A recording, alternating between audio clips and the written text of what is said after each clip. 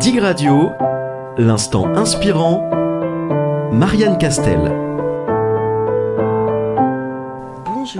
Bonjour chers auditeurs et bienvenue dans ce 3e épisode de l'instant inspirant. Comme vous le savez, il s'agit d'une émission au cours de laquelle nous aimons parler créativité, liberté d'être, imagination, création, inspiration, de façon simple, informelle et naturelle. Et en même temps riche d'authenticité et de partage sur ces sujets qui nous passionnent. Et pour m'accompagner dans cette nouvelle émission, j'ai le plaisir d'accueillir aujourd'hui Alexandra Crémois. Bonjour Alexandra. Bonjour Marianne. Alexandra, es-tu bien installée ? Très très bien. Bon. Alors j'ai une petite question rituelle parce que je suis toujours curieuse et soucieuse de savoir mes invités à l'aise. Alexandra, veux-tu bien me dire comment c'est pour toi d'être là maintenant ? C'est un vrai moment de pause dans un planning surchargé et quelque part un moment pour moi. Donc voilà, j'allais dire, je n'attends rien, juste être là, dans l'instant présent, dans l'échange avec toi et dans un lieu plutôt effectivement inspirant. Bon, super. Alors Alexandra, je te connais. Tu me connais, nous nous connaissons. Posons les bases. Je t'ai découvert par le biais de l'environnement professionnel. Tu es architecte, tu as créé Tipeee Architecte à Clisson. Et j'aime que chaque invité puisse se présenter de la façon qui lui semble la plus juste. Alors Alexandra, puisque nous sommes multiples, veux-tu bien me dire qui es-tu ? Alors, ma famille le sait, mais effectivement, pas beaucoup de personnes le savent. Je suis architecte, mais la première démarche vers l'architecture, puisqu'en fait, je ne savais pas ce qu'était l'architecture, qu'est-ce qu'était être un architecte. Et en fait, j'aimais beaucoup la danse, je voulais en faire mon métier, j'aimais beaucoup le dessin, je suis vraiment une artiste dans l'âme. J'aime peindre, je faisais parce que je n'ai plus le temps, ou je ne prends plus le temps. Et un jour, en fait, après avoir passé mon baccalauréat, j'ai ouvert le dictionnaire en me disant il y a forcément un métier en rapport avec l'art autre que la danse. Et je suis tombée sur architecture et je me suis dit je ne sais pas ce que c'est, j'y vais. À l'époque, je pense qu'il y avait déjà une bonne dizaine d'écoles en France et j'ai déposé une candidature à Nantes et à Rennes, peut-être bien. J'ai été prise tout de suite et en fait, j'ai fait des études incroyables qui m'ont plu, où j'ai été passionnée et en fait, j'ai trouvé ma voie un petit peu par hasard à la base, puisque j'avais personne dans mon entourage. Et en fait, ça a répondu un petit peu à une attente que j'avais sur la danse, une déception de ne pas pouvoir être danseuse étoile, c'était mon rêve, et l'architecture a nourri ça. Oui, génial. Comme quoi une démarche un petit peu originale, ouvrir le dictionnaire, chercher à partir des arts, quel chemin prendre, et finalement un chemin qui te convient parfaitement. Oui. Alors, architecte, j'aime comme les choses se mettent en place de façon fluide et évidente, comme si tout était parfaitement orchestré, alors même qu'il n'y a pas de préméditation. Je recevais fin mars Guy Bugeaud, que j'ai rencontré par ton intermédiaire, étant toi-même sensible à la peinture, tu l'as évoqué. Avant cela, je recevais fin janvier Sabine, de l'école de danse de Clisson, tu es également sensible à la danse. Et aujourd'hui, je te reçois toi, enfant initialement prédestiné à la danse, puis peintre un temps. J'ai envie de rajouter malheureusement, car tu étais apprécié aussi, tes toiles étaient appréciées. Oui, c'est vrai. Et aujourd'hui, principalement architecte. Oui. J'ai une petite question qui me vient. Est-ce qu'au fil de ton parcours, ton regard, ta sensibilité propre à chaque mode d'expression t'a amené à percevoir les choses différemment ? C'est-à-dire, est-ce que en voyant les choses, en voyant autour de toi avec ton regard de danseuse ou avec ton regard de peintre ou aujourd'hui avec ton regard d'architecte, est-ce que tu as senti des nuances et des changements au fil de ton parcours ? Oui, vraiment, surtout qu'en plus j'ai fait mon diplôme d'architecture sur on nous apprenait en fait les études d'architecte, c'est donc un bac+6 et on avait des études très très techniques en fait. On a des calculs de descente de charge, on avait des cours sur la structure, l'histoire de l'art aussi, et on avait des cours de dessin. À l'époque, on en avait beaucoup, on n'avait pas spécialement de cours d'informatique, alors qu'aujourd'hui, et voilà. Donc ça a été un premier grand changement. Moi, en fait, il faut savoir que mon diplôme, donc je l'ai fait, je me suis dit, je vais me mettre dans la peau d'une danseuse et je vais m'imaginer dans un bâtiment. Alors, je fais aujourd'hui presque que de la réno. Et déjà, pendant mon diplôme, parce que ça fait plus de 20 ans maintenant, j'ai eu en 2000... je vais dire des bêtises, donc je ne sais plus. Il y a longtemps. Bref, il y a longtemps. Et en fait, j'avais imaginé pour mon diplôme, alors déjà faire un bâtiment pour la danse. J'avais imaginé un programme en fait où on pouvait recevoir dans un bâtiment plusieurs danseurs qui venaient de compagnies différentes et de leur offrir sur un temps, une semaine, 15 jours, une salle pour expérimenter effectivement la danse, mais en même temps de quoi se restaurer, de quoi manger. Enfin voilà, donc une entité. Une espèce d'entité. Ouais, exactement.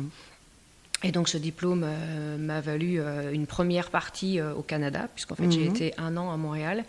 Et j'ai travaillé ce programme-là en fait, avec des danseurs avec qui je dansais au Canada pour imaginer en fait, le programme idéal. Donc j'avais commencé ce programme au Canada et je l'ai fini en France puisque j'ai passé mon diplôme en France. Donc voilà. Et en fait, bien au-delà du programme, j'avais imaginé dans un bâtiment que j'avais aimé à Grenoble parce que j'ai fait mes études en partie à Nantes et en partie à Grenoble, d'imaginer en fait mettre une musique qui me plaisait et d'imaginer la forme du bâtiment, enfin en tout cas l'intérieur parce que l'enveloppe était déjà là, avec une sensibilité en fait de danseuse. Donc j'ai commencé en fait à faire des volutes, des choses assez rondes en fait, et qui après se sont vite recadrées puisqu'effectivement la structure m'a pas permis en tout cas de faire ce que j'imaginais. Donc mon diplôme était effectivement sur ça. Et après, au fur et à mesure de mon parcours, j'ai été salariée en fait pendant très longtemps. Moi, j'ai monté l'agence en 2015, et c'est vrai que quand on est salarié, on suit le mouvement forcément du patron, j'allais dire, enfin en tout cas de l'architecte qui dirige la boîte ou des associés.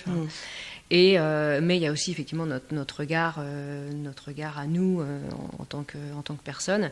Et c'est d'ailleurs pour ça que j'ai quitté le salariat, puisqu'en fait, c'est pas très joli ce que je vais dire, mais quand on est architecte salarié, on est plutôt dessinateur de luxe, puisque inévitablement c'est un métier passion, donc on va avoir quelque part des personnes qui sont effectivement nos patrons qui vont nous dire voilà, moi j'imagine les choses comme ça, je donne l'élan, à toi maintenant de dessiner la chose pour qu'elle tienne. Plus en exécutant. Voilà. Donc c'est une des grandes raisons, même si j'ai eu la chance de partager en fait des très belles expériences, notamment nantaises. Et du coup j'ai monté l'agence en 2015, et d'autant plus en 2015, depuis 2015, effectivement ça a évolué avec mon parcours de vie. Et la première chose ça a été en fait mon nom d'agence.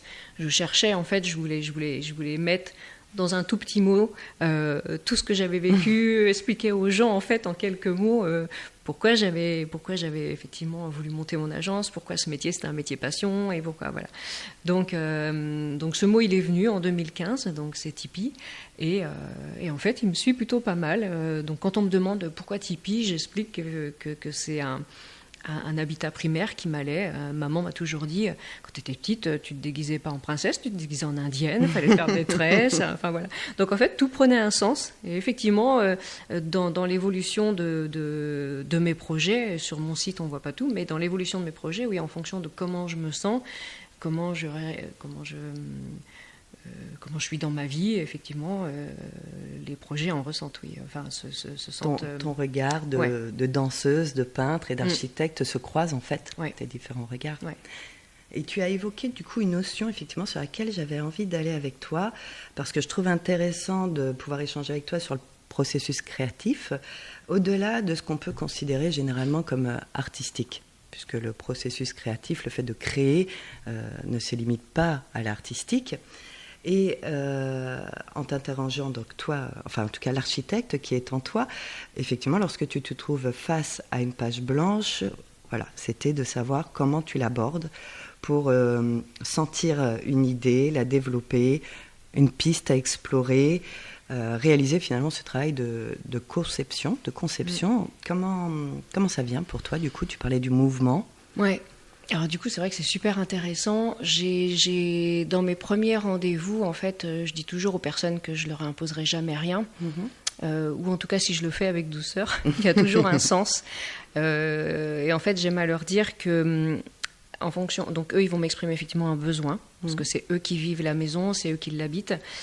Et donc, ils ont certaines envies, certains besoins, des choses parfois qu'ils ont vues dans un magazine, mais qui ne collent pas du tout à la maison, ou en tout cas, que ce soit une réno ou une extension d'ailleurs, ou même du neuf. Et en fait, la création, elle est vraie. En fait, à chaque fois, je me mets à leur place. Hein, et c'est vrai qu'il y a il y a une vraie écoute de ma part. C'est un compliment qu'on me fait souvent et j'en suis fière parce que c'est vrai que en aucun cas, je vais imposer quelque chose. Il y a une vraie écoute et en fonction de ça, c'est un petit peu en fait mettre en forme ce que eux, en fait, ils ont dans la tête, qui ils sont en fait. Et c'est vrai que je me rends compte qu'à chaque fois, c'est aussi pour ça que sur mon site internet, il n'y a pas toutes mes références, mais en fait, je trouve qu'on attire, je dis souvent ça à mes filles, on attire qui on est. En fait, j'attire souvent des clients qui aiment ce que je fais. Je ne dis pas que ce que je fais, c'est le meilleur, mais c'est vrai que moi, j'ai beaucoup d'ambiance blanche, le bois, enfin voilà, et il y a un vrai travail à faire entre comment on habite la maison, j'aime bien le mot architecture à vivre, et comment, en fait, et quel lien il y a avec l'extérieur. Donc, du coup, en fait, ma création, elle va être vraiment dans l'écoute en fait du besoin et de comment on va mettre en forme ce besoin à travers le site en fait qui est là, à travers l'ensoleillement qui va venir et puis à travers tout le bon sens derrière la structure aussi et des choses un peu plus techniques. Donc et je compare souvent ça à un Rubik's Cube et souvent le soir, et quand je faisais ma peinture c'était pareil, même si la peinture elle peut avoir plusieurs stades, ou même de la sculpture, il y a plusieurs stades, mais je m'arrêtais toujours, je pouvais pas aller me coucher tout pendant que j'avais pas fini au moins quelque chose qui était agréable à l'œil. Et en fait en conception architecturale c'est pareil, l'esthétique. Je lâche pas, même si je sais que c'est pas la finalité, pour aller me coucher, il faut au moins que j'ai quelque chose qui me satisfasse un minimum. Et je compare souvent ça à un Rubik's Cube, parce qu'après, une fois que le processus est enclenché, en fonction de l'échange que j'ai avec les personnes, ça va évoluer en fait. Donc il y a plusieurs phases dans le projet en tant que tel, en tout cas. Oui, ce que j'entends, c'est effectivement ta qualité d'écoute et aussi une forte empathie, finalement, pour projeter ce que tu ressens des personnes avec qui tu vas travailler sur un projet, pour transmettre finalement la meilleure configuration qui serait adaptée pour eux. Mais en deuxième partie de ta réponse, j'entends aussi ce sens de l'esthétique, cette notion du beau qui est toute suggestive, hein, mais par rapport à celle qui t'appartient toi, effectivement, tu parles de beaucoup de blanc. Je tire un peu la bobine pour aller vers des notions aussi très épurées. Est-ce que tu veux développer un petit peu cette notion du beau, entre guillemets, qui était propre à toi par rapport à ta personnalité et qui serait pas la même, qui n'aurait pas la même définition pour un autre architecte, par exemple? Oui. Alors, il y a effectivement une définition de base qu'on nous apprenait à l'école. C'est à l'école d'archi. C'est vrai qu'aujourd'hui, j'ai l'impression que nos étudiants sont moins dans cette formation-là, qu'on leur apprend plus un outil informatique et les structures. Nous, en fait, pendant qu'on faisait nos études, on avait on pouvait dessiner effectivement. Moi, j'ai eu des cours de nu, par exemple. C'était quelque chose qui était super intéressant. Et à l'époque, effectivement, on nous apprenait le nombre d'or, quelles sont les proportions, 1/3, 2/3. En fait, des choses harmonieuses qu'on a déjà dans la nature et que du coup, on va retranscrire dans une forme. Là, on est dans un espace où, en fait, on est dans une forme qui n'est pas conventionnelle, qui peut interpeller, mais qui, en fait, est très harmonieuse et qui a été construite complètement en lien avec le site. Et du coup, effectivement, moi, quand je vais dessiner quelque chose pour la personne, je vais lui expliquer un petit peu les bases qu'on a et un petit peu comment ça peut résonner en elle. C'est-à-dire que la personne va, par exemple, même quelqu'un qui ne connaît pas l'architecture va me dire « ça, je le trouve beau, mais je ne sais pas forcément pourquoi ». Alors, pour le blanc, c'est facile, parce qu'effectivement, c'est une des lumières... Enfin, c'est ce qui... surtout dans des petits espaces. Moi, j'ai vécu dans des petits espaces, donc le blanc, c'est ce qui renvoie le plus la lumière. Donc, moi, j'ai besoin de lumière, on en a tous besoin, et c'est vrai que les espaces sombres, j'ai un petit peu plus de mal. Et puis après, c'est des histoires de proportion et d'alignement.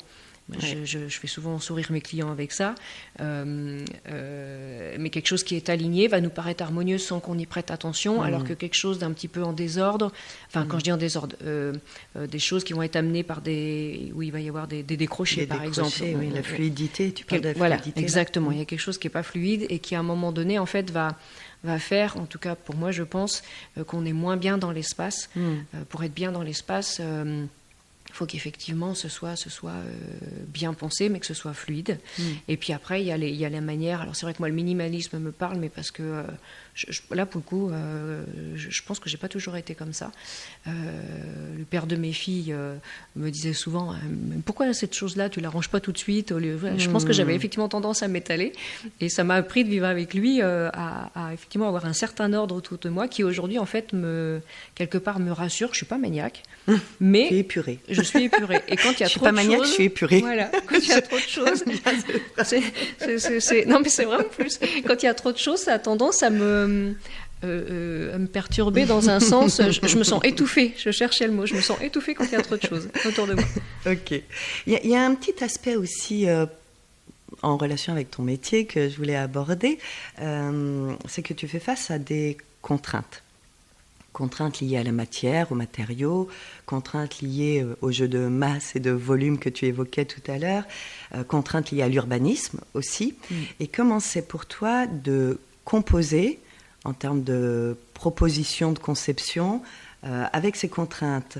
Comment c'est, alors forcément la première réponse qui vient peut être technique, et j'ai envie de t'amener un petit peu au-delà de ça ensuite, à savoir si c'est plutôt frustrant, challengeant, charmant, parce que ça fait partie de la mémoire des lieux. Alors ouais, le bon mot c'est challengeant, parce qu'en fait on a déjà l'histoire du lieu est magique quand on est sur quelque chose pour de la rénovation, et puis pour du neuf, parce que j'en ai fait, et même si j'en fais un petit peu moins, c'est le cas dans l'extension. Il y a une vraie harmonie en fait à trouver avec l'existant, en fait, dans le respect. Et après, effectivement, dans le lien intérieur, mais aussi, encore une fois, extérieur, le rôle de l'architecte, il est vraiment là, en fait. C'est de pouvoir insérer un habitat dans un site qui est là, avec un ensoleillement, et de le faire avec une certaine logique. Et je trouve que ces contraintes, je les ai toujours pris, en fait... on m'a toujours dit, et c'est le cas, et je garde le cap, j'étais quelqu'un de très positif. Et j'ai un métier passion, mais parce que je l'aime. Et c'est vrai que la contrainte, oui, va plutôt me faire... c'est plus un challenge. Et du coup, je vais avoir tendance, un peu comme le Rubik's Cube dont on disait tout à l'heure, tout pendant que j'aurais pas fini mon truc, je vais aller jusqu'au bout pour trouver la bonne solution qui va... Je dis souvent que j'aimais bien, en fait, à l'époque... le bon sens que pouvait avoir même un artisan ou un architecte ou...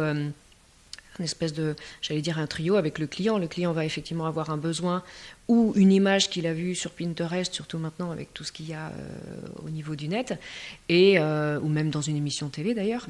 Et sauf que c'est pas spécialement reproductible pour lui, pour des raisons soit techniques, soit pour des raisons d'échelle. Ou même nous, je vois à la maison, on a rénové une usine en loft, et on a à un moment donné un grand carré qui doit faire bien 3 mètres par 3 mètres, qui est un cadre fixe.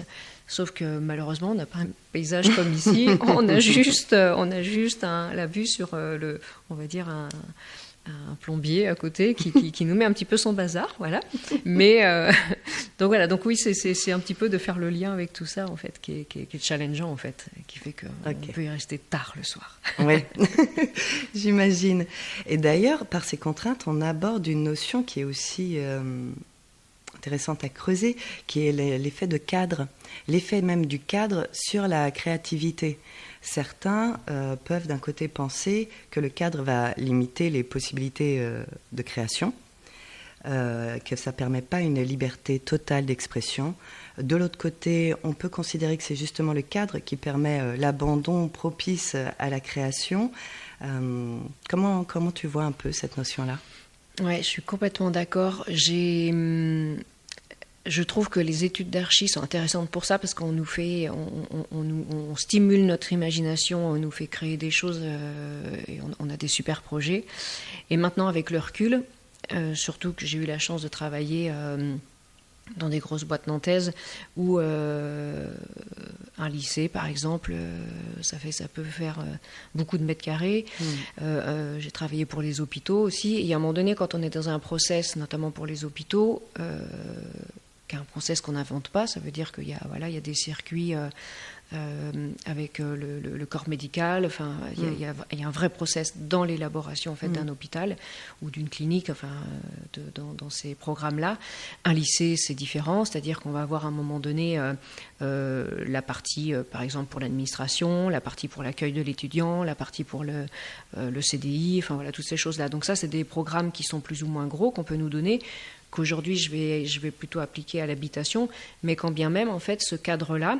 Alors il peut y avoir effectivement le cadre du programme qu'on me donne, c'est-à-dire que si une personne veut 4 chambres dans 70 mètres carrés, ça fait un petit peu plus compliqué que quelqu'un qui a la possibilité d'avoir 200 mètres carrés. Donc ça, c'est un premier cadre. Et l'autre cadre, en fait, alors il y en a plein, parce qu'il y a le cadre réglementaire sur lequel effectivement on ne peut pas faire ce qu'on veut. Je dis souvent à mes clients, si vous voulez une maison, je ne sais pas moi, jaune, verte ou rouge, je ne suis peut-être pas déjà la première qui va pouvoir vous dessiner ça, mais quand bien même le cadre réglementaire ne le permet pas.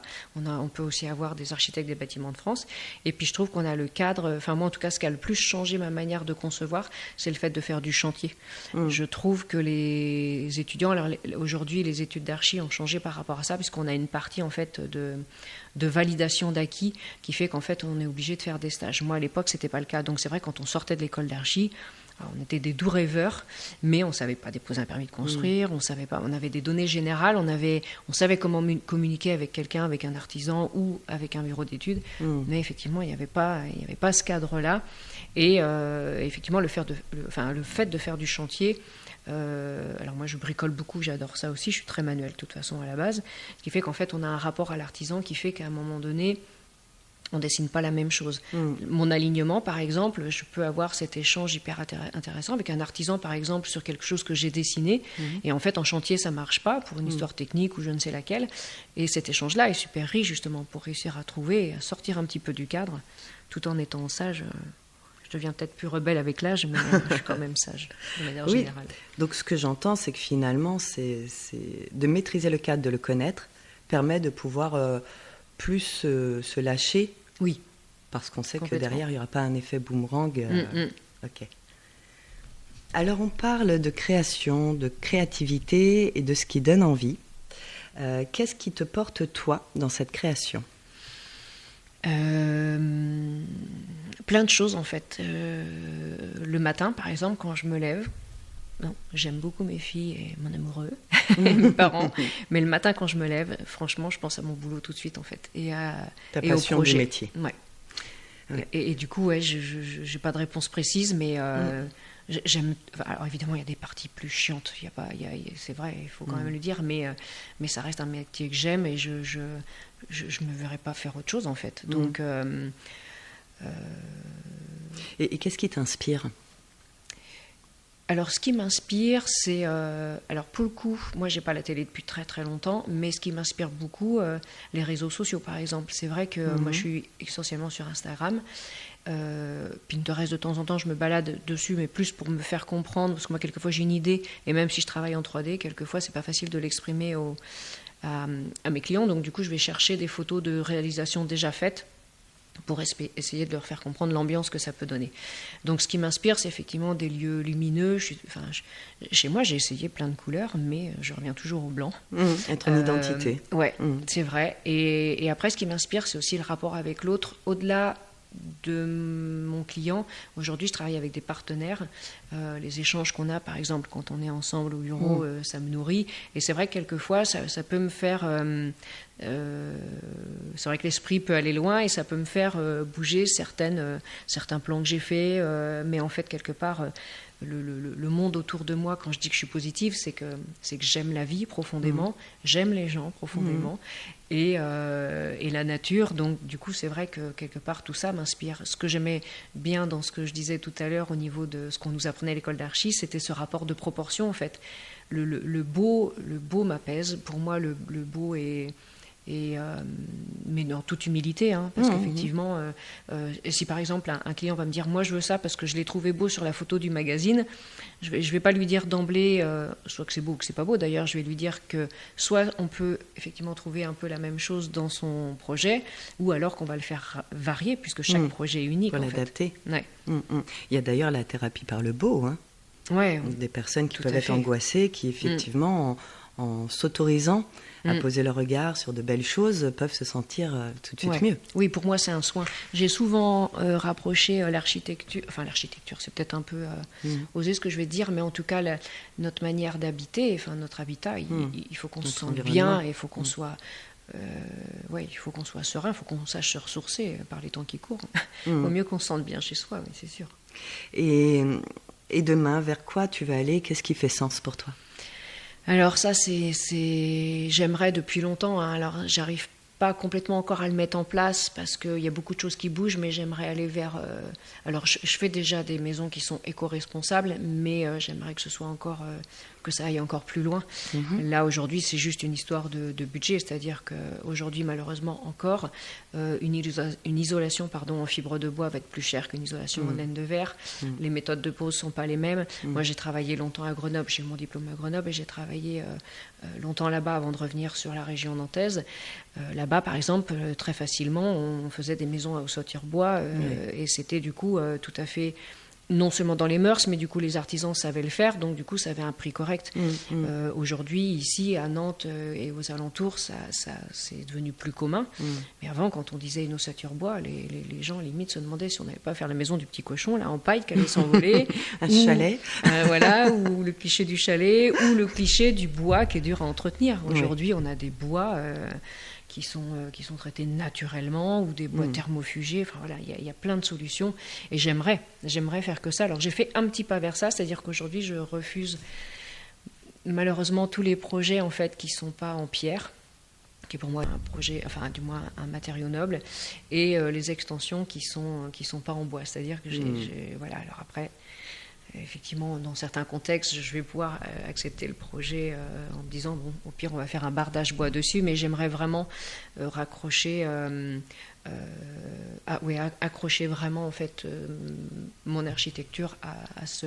Je dis éco-responsable parce que c'est assez global, parce qu'après, on peut avoir une maison passive. J'ai fait des rénovations passives. Enfin, voilà. Après, il y a plein de labels qu'on peut avoir ou pas, et une démarche. Mais en tout cas, on en revient à ce qu'on disait tout à l'heure, c'est que si on s'oriente vers le sud, déjà, on a fait une grosse partie, puisque du coup, on va avoir non seulement maximum en hiver, et puis l'été, on va s'en protéger avec une pergola, avec des choses, enfin, on arrivera à trouver quelque chose, mais de le ramener effectivement par des matériaux qui sont peut-être pas encore aujourd'hui assez dans la culture générale, en fait. Intégrés. Ouais.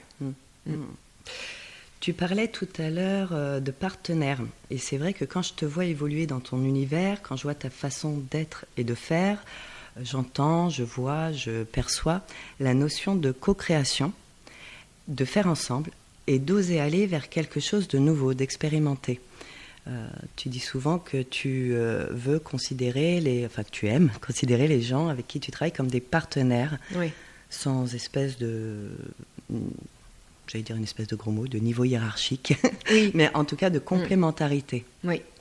Oui, vraiment, tout le monde peut nous apprendre quelque chose, et je sais que, alors j'en prends moins ou plus depuis quelque temps, mais pour mes stagiaires, c'est pareil. Quand j'ai des stagiaires qui viennent, que ce soit des stagiaires en archi classique ou en archi d'intérieur ou en décoration, alors même si je fais moins d'archi d'intérieur parce que malheureusement j'ai moins le temps, donc c'est aussi ça en fait le partage, c'est de m'entourer des personnes qui peuvent le faire à un moment donné, alors que moi si j'ai pas le temps, du coup je vais le faire moins bien, ou alors je vais me mettre un petit peu trop de blanc.